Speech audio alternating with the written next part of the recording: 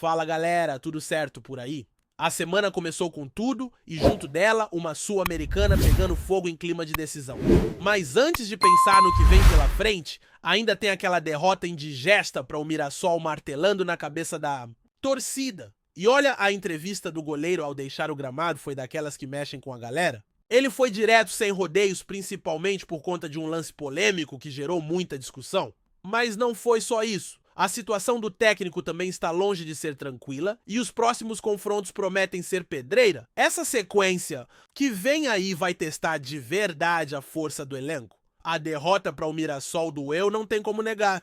E mais do que o resultado, as declarações pós-jogo mostraram um incômodo real dentro do grupo. O goleiro não ficou em cima do muro. Não foi de indiretas, foi na ferida mesmo. Criticou atitudes, cobrou postura, deixou claro que o time precisa rever seus conceitos. É sobre respeito ao clube, sobre entender o peso da camisa que estão vestindo.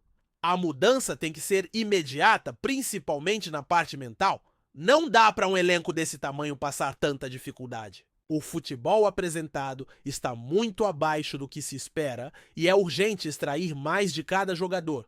O goleiro falou com propriedade, refletindo sobre a responsabilidade de cada um e a necessidade de evolução individual. Repetir atuações apagadas como no primeiro tempo da última partida é algo que não pode mais acontecer. Empatar no fim é consequência de um time desconectado e isso precisa ser corrigido já. As exibições recentes, tanto na Sul-Americana quanto contra o Mirassol, acenderam o alerta. O problema não é só técnico, é também de atitude, e quando se troca de treinador e mesmo assim a equipe não reage, algo muito mais profundo está errado. O lance polêmico vai seguir sendo debatido, claro, mas o buraco é mais embaixo. O problema é estrutural, é de comportamento. Um time que entra desligado, que não briga por cada bola, não pode esperar bons resultados. O goleiro até reconheceu seus próprios erros, como aquela bola desviada que resultou no gol do Mirassol, além de outras saídas erradas, fruto de uma defesa instável. Quando a zaga não passa confiança, sobra para o goleiro. É um efeito cascata. Os laterais não dão suporte à proteção, na frente da defesa é falha e a postura geral da equipe é apática. Faltou energia, garra, vontade. E isso é inadmissível. Agora o desafio é olhar para frente. A Sul-Americana ainda tem chances matemáticas, mas o cenário é complicado. O Huracan disparou na liderança com 10 pontos, enquanto o América de Cali tem 6 e o Corinthians apenas 5. Para avançar, o time precisará vencer os 2 últimos jogos, primeiro contra o Racing, depois contra o próprio Huracan fora de casa. Além disso, vai precisar torcer para o América de Cali bater o Huracan embolando tudo na reta final. O saldo de gols também pesa e atualmente o Corinthians está zerado, enquanto o Huracan tem um saldo positivo de 8. Ou seja, o caminho é difícil, mas não impossível. Voltando à partida contra o Mirassol, teve também o caso do jogador que precisou levar pontos no tornozelo durante o intervalo após uma entrada forte não revisada pela arbitragem. Mesmo machucado, voltou para o segundo tempo mostrando raça, mas a situação gera preocupação para os próximos jogos. Talvez ele não esteja disponível contra o Racing, mas a expectativa é que volte no fim de semana. E por falar em Brasileirão, essa sequência até a pausa para o Mundial vai ser decisiva. Serão 4 jogos importantes contra o Santos em casa, Atlético Mineiro fora Vitória em casa e Grêmio fora. Partidas que podem definir muita coisa na tabela. Enfrentar o Santos em casa é uma oportunidade clara de somar pontos ainda mais pelo momento ruim do adversário. Já o duelo contra o Atlético Mineiro fora será uma verdadeira batalha, pois é um time que vem se ajustando bem. Depois, o confronto com o Vitória é crucial, especialmente por ser em casa. E a visita ao Grêmio, apesar do retrospecto equilibrado, é um jogo duro onde um empate já seria um bom resultado. Em um cenário otimista, o Corinthians pode conquistar até 7 pontos nesses 4 jogos. Não seria o ideal, mas garantiria um respiro antes da parada. No meio dessa confusão tem também o lado político fervendo. A pressão em cima do presidente só cresce com investigações e a possibilidade de indiciamento rondando. Há quem defenda que ele deveria se afastar por iniciativa própria caso o inquérito avance.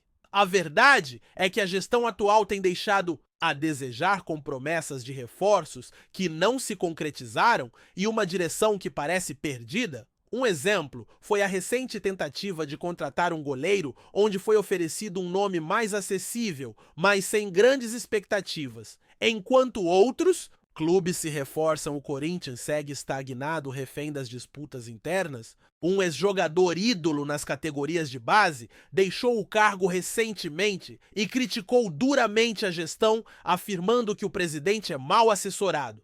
Esse episódio escancarou ainda mais a crise nos bastidores. Conselheiros que antes apoiavam, o presidente agora cobram explicações. É um ambiente politicamente tóxico, onde a vaidade fala mais alto que os interesses do clube. A falta de planejamento para a principal janela de transferências do ano passado já foi um erro grave. E a ausência de reforços agora só piora o cenário. Muitos acreditam que a solução seria transformar o clube em sociedade anônima do futebol. Com uma SAF seria possível profissionalizar a gestão, atrair investidores sérios e tirar o Corinthians desse círculo vicioso de amadorismo. Hoje o clube parece sem rumo, sem liderança e sem perspectivas concretas de melhora. Enquanto isso, a torcida assiste a tudo entre a revolta e a resignação. A estrutura política do clube impede avanços e sem uma mudança radical o futuro segue nebuloso. A SAF aparece como uma saída viável não apenas financeiramente, mas também para devolver ao Corinthians a grandeza que sua história merece. Se a crise dentro de campo já é motivo de angústia, o que acontece nos bastidores do Corinthians é ainda mais preocupante. A cada dia que passa, novas denúncias, desentendimentos e disputas de ego vão minando a pouca estabilidade que resta no clube. A situação do presidente é uma bomba relógio prestes a explodir. Com investigações avançando e cada vez mais pressão da oposição e até de aliados históricos, o clima nos corredores do Parque São Jorge é de desconfiança total. Não se trata apenas de um desgaste natural de mandato, mas de uma gestão que perdeu completamente o controle do vestiário, das finanças e principalmente da confiança da torcida. O cenário financeiro é catastrófico. Dívidas que não param de crescer, promessas de investidores que não se concretizam, tentativas desesperadas de fechar acordos que só pioram a imagem institucional. É um ciclo vicioso que vem se arrastando há anos, mas que parece ter atingido um ponto de não retorno. O Corinthians, que sempre foi gigante dentro e fora de campo, hoje é visto como um clube sem direção, afundado em dívidas e decisões questionáveis. E isso não passa despercebido pelos jogadores.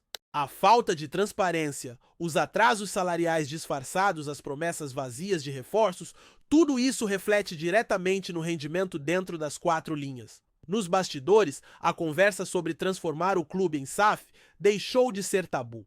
Há uma ala dentro do próprio conselho que defende abertamente essa ideia, enxergando na profissionalização da gestão uma última esperança de salvação. Mas como tudo no Corinthians, a questão é política e política pesada. Quem detém o poder não quer largar o osso. Há medo de perder espaço, de abrir mão de privilégios, de ser engolido por uma gestão profissional que não aceita o famoso jeitinho. O problema é que enquanto essa guerra de bastidores se arrasta, o time segue patinando em campo e a torcida, cansada de promessas, começa a exigir mudanças drásticas. O exemplo de outros clubes que optaram pela SAF e conseguiram reorganizar suas finanças e competitividade serve de inspiração, mas também de pressão. A cada nova manchete sobre clubes que deram a volta por cima com gestões mais modernas, a pergunta se repete: até quando o Corinthians vai resistir? Até quando vai preferir a política antiquada amadora a uma estrutura que poderia devolver o clube ao seu devido lugar? A resposta parece óbvia para quem vê de fora, mas dentro do clube as coisas são bem mais complicadas. Aliados de longa data, conselheiros que antes batiam no peito para defender a atual gestão, agora já articulam nos bastidores uma saída honrosa, temendo que a pressão popular se torne insustentável. E a pressão é real. As arquibancadas têm dado recados claros. As organizadas, que historicamente foram parceiras das diretorias em momentos difíceis, também começam a se afastar. O discurso mudou. Já não há paciência para desculpas esfarrapadas, nem para jogadas políticas que em nada ajudam o clube. O que se pede é uma guinada, uma mudança de mentalidade, uma abertura para o novo. Só que isso exige coragem, coisa que a atual gestão parece não ter, e sem coragem não há futuro. No vestiário, o ambiente também é de tensão. Jogadores experientes, acostumados com grandes conquistas, sentem a pressão de carregar um time que não corresponde às expectativas. A cada nova derrota, a cada atuação apática, o peso nas costas aumenta. Os mais jovens, sem a estrutura necessária para suportar esse tipo de ambiente, acabam se perdendo queimados por uma gestão que não soube prepará-los. E aí entra a questão da comissão técnica, que também sofre com a falta de respaldo. Troca-se! De técnico mudasse a comissão, mas o problema continua o mesmo, sem planejamento, sem reforços de qualidade, nenhum treinador conseguirá tirar leite de pedra. O torcedor vê isso tudo e se pergunta onde estão os responsáveis. Quem vai dar a cara à tapa e assumir os erros? Por enquanto, ninguém. As entrevistas coletivas seguem o script de sempre: promessas vagas, discursos ensaiados, justificativas que já não convencem. O presidente evita aparições públicas, sabe que seria cobrado duramente. Enquanto isso, as notícias de bastidores pipocam reuniões tensas, conselheiros discutindo aos gritos empresários, pressionando por pagamentos atrasados, promessas de reforços, que esbarram na falta de dinheiro. É um filme repetido, mas que desta vez parece ter um desfecho inevitável. A SAF surge como um divisor de águas. Não é garantia de títulos imediatos, claro, mas ao menos traria uma gestão mais profissional, afastaria os vícios políticos que tanto prejudicam o clube e mais permitiria a chegada de investidores sérios com capacidade de sanear as finanças e montar um time competitivo. É um caminho difícil que exige desprendimento, mas também é a única alternativa realista a longo prazo. Outros clubes demoraram a aceitar essa realidade e pagaram caro por isso. O Corinthians, se insistir no modelo atual, corre o risco de se afundar ainda mais, de virar um gigante adormecido, incapaz de competir em alto nível.